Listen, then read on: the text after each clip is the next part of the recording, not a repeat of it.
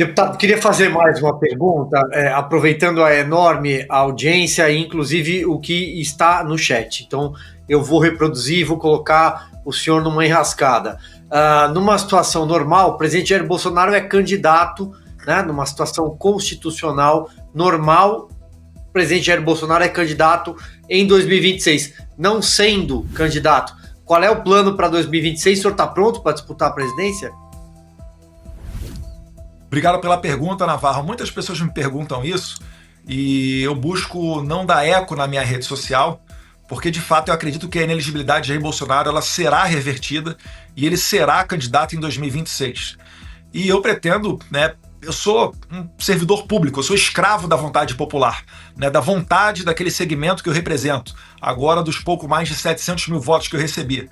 O que eles falarem para eu fazer, eu faço. Agora, com relação à presidência, se o Bolsonaro mandar, eu voto em qualquer pessoa, né? Eu nem me preocupo com isso, porque de maneira bem tranquila, o que ele mandar fazer, eu farei.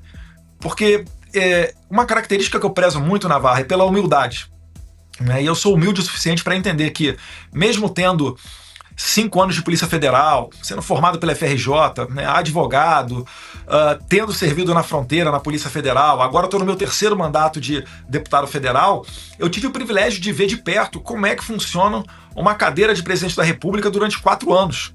E isso daí não é uma pessoa que tem a ambição de sentar naquela cadeira maluca da cabeça. Se você olhar o quanto que o Jair Bolsonaro envelheceu, né, de 2017, 2018 para agora, é algo colossal.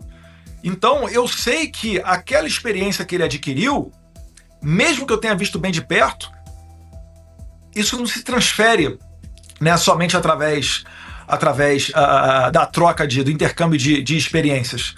Então, assim como o Trump falou que está muito mais preparado agora do que estava no primeiro mandato, o Bolsonaro fala a mesma coisa. Se você pegar a última entrevista do Trump para o Tucker Carlson, logo antes de 5 de novembro, que foi a eleição americana, você vai ver o Trump falando o seguinte, que quando ele tinha 73 anos de idade, ele não estava preparado para ser presidente. Que agora que ele tem 77, ele está muito mais maduro para exercer essa função. O Bolsonaro na mesma medida, da mesma maneira. Então, eu prefiro seguir, né, o líder Jair Bolsonaro e não tenho a pretensão de dizer a ele, né, aconselhar a ele quem possa sucedê-lo nessa cadeira presidencial. O que o líder disser, a gente vai seguir. Claro, isso aí. Ainda dá tempo de mais uma pergunta, Ana? Deputado, vou repetir a pergunta que eu lhe fiz ontem, porque o nosso chat aqui também já está falando sobre a sua possível posição no Senado, correr para uma cadeira no Senado, até porque o brasileiro já entendeu que o Senado, como a única casa revisora, a única ferramenta de freios e contrapesos para um Supremo Tribunal Federal ativista e político, é preciso um Senado forte, com senadores independentes que são comprometidos com a nossa Constituição.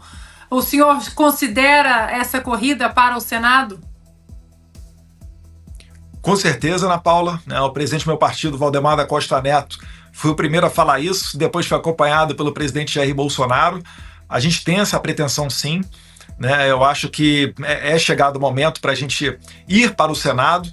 O voto ele tem um pouco mais de valor, porque são 81 senadores, né? Ao contrário da Câmara, que são 513, e consciente também dessa missão. Eu, inclusive, nunca escondi de ninguém que, se dependesse do meu voto, eu votaria pelo impeachment do ministro Alexandre de Moraes por uma questão de justiça, né? Eu lamento que hoje em dia a gente não tenha, né, nos freios e contrapesos que você bem citou, a oportunidade de fazê-lo. Mas, Deus quiser, em 2026 a gente consegue. Eu até peço à população para que entenda que a democracia é dessa maneira mesmo. Não é da velocidade que eu quero, não é da velocidade que você ou a Ana Paula Henkel querem, né? É mais moroso, é mais demorado, mas se a gente pensar pelo outro lado, que bom que é assim. Porque senão, imagina só, quando o Lula foi presidente lá nos seus primeiros e segundo mandatos, quando o PT era o maior partido do Congresso Nacional, eles poderiam ter feito muita maldade. Então, a passos lentos, a gente também vai conseguindo consertar a nossa república. É uma situação totalmente anormal, cada dia conta para aquelas pessoas que estão presas, mas é dessa maneira, né? Eu estou sendo honesto com vocês. Por mim, eu teria mudado ontem tudo isso, mas eu acho que em 2026 a gente vai ter uma boa oportunidade para votar bem, não só para presidente, mas também para senadores. Deus quiser, em uma eleição limpa, com uma nova configuração do TSE, onde o presidente não será mais Alexandre de Moraes, como foi em 2022, mas será o Cássio Nunes, com o vice-presidente André Mendonça, e o terceiro do STF, que vai participar do TSE, né, dos 7 ministros que compõem o TSE, será o Dias Toffoli, que eu não identifico como sendo uma pessoa ideológica. Você pode discordar dele, eu também discordo em várias oportunidades, é da democracia, mas ele não é uma pessoa comprometida com a esquerda. Isso eu posso dizer. Então vai ser uma composição muito mais balanceada e eu espero que o TSE traga novidades para a gente ter eleições limpas, transparentes e justas. O que não pode entender, finalizando, né, como saudável, é fazer o que o ministro Luiz Roberto Barroso fez, né, de entrar no Congresso Nacional, conversar com 11 presidentes de partido a portas fechadas e depois dessa reunião todos eles saírem dela sendo contrários ao voto impresso. Lembrando, né, que é o STF que julga os deputados e senadores por eventual cometimento de crime. Pois é.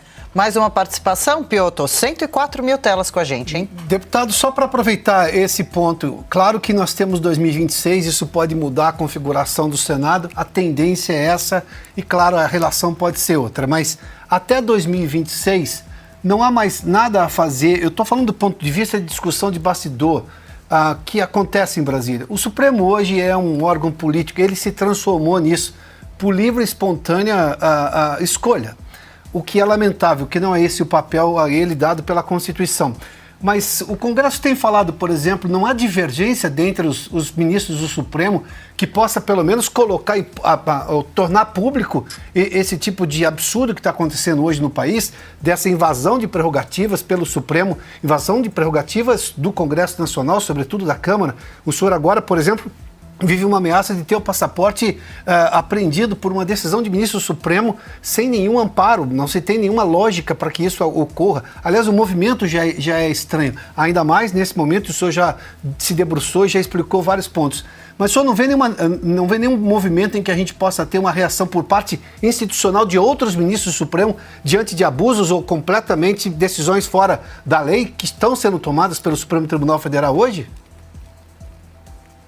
Com relação ao impeachment, eu sou pouco crente de que possa ir adiante, né? Principalmente por conta dessa composição do Senado. Agora, pode ter certeza, os parlamentares discutem isso a todo tempo, né? A gente teve alguns avanços, a Carol Detona, enquanto presidente da CCJ, né, deputada federal do nosso partido de Santa Catarina, ela colocou adiante PEC para limitar poderes do STF.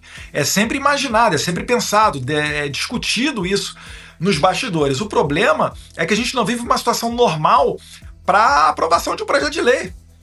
Pega o meu exemplo, né? Eu sou um deputado federal que não cometi nenhum crime, absolutamente nenhum crime. Já sei nos bastidores que o COAF virou minha vida de cabeça para baixo, não encontrou nada, né? Vocês acompanharam as matérias do Glenn Greenwald, publicadas na Folha de São Paulo, né? Onde aqueles juízes, desculpe o termo aqui, porcaria, né? Como Marco Antônio e André Vieira, que também estão sendo bem circulados os nomes deles aqui fora, discutiram com o cara da inteligência, um outro porcaria, né? Eduardo Tagliaferro, uma maneira de me condenar.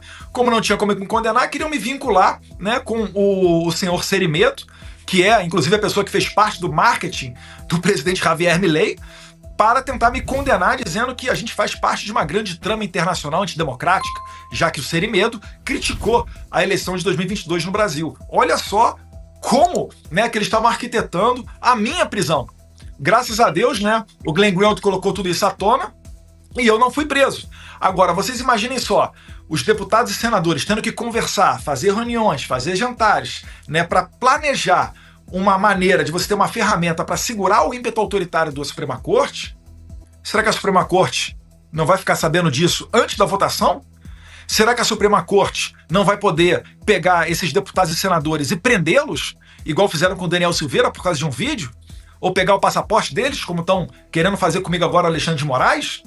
Então, Adalberto, é uma situação muito delicada, né? Eu sempre tenho esperança, eu acho que dá para avançar em muita pauta, eu acho que dá para aprovar, por exemplo, a anistia antes de 2026.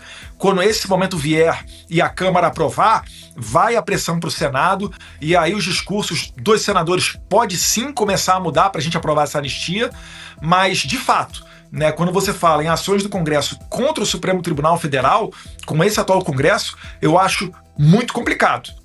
Mas pode ter certeza que tem pessoas que querem, né, que querem fazer isso daí sim. E para fechar a entrevista, mais uma sua, Cauti. Eu queria perguntar para o deputado se, caso tudo aquilo que a gente está vendo se concretize, o seu passaporte seja retirado, outros excessos por parte do Supremo aconteçam, o senhor está pensando, além dos Estados Unidos, tem cortes internacionais também que poderiam defender as suas prerrogativas, da Corte Interamericana dos Direitos Humanos, tem outras instâncias. O senhor está pensando em recorrer também a estas cortes, ou o pedido de ajuda, né, pedido de assistência se limitará ao governo americano, até porque seria de fato algo mais rápido a acontecer? Com certeza eu considero, né? Eles podem até pegar meu passaporte, já adianto que não vão conseguir me calar. Vou continuar em contato com as pessoas que eu tenho, com as autoridades internacionais, para denunciar esses absurdos. E eles já estão avisados, todos eles, absolutamente todos eles, de que se alguma coisa acontecer comigo, né, para eles levantarem as suas vozes e fazer, né, um coro internacional para conseguir expor essa ditadura do Brasil. Se for necessário ser preso para fazer isso daí, que seja. Né? Eu sempre falo, né, eu não sou o bambambam, não sou o herói, não.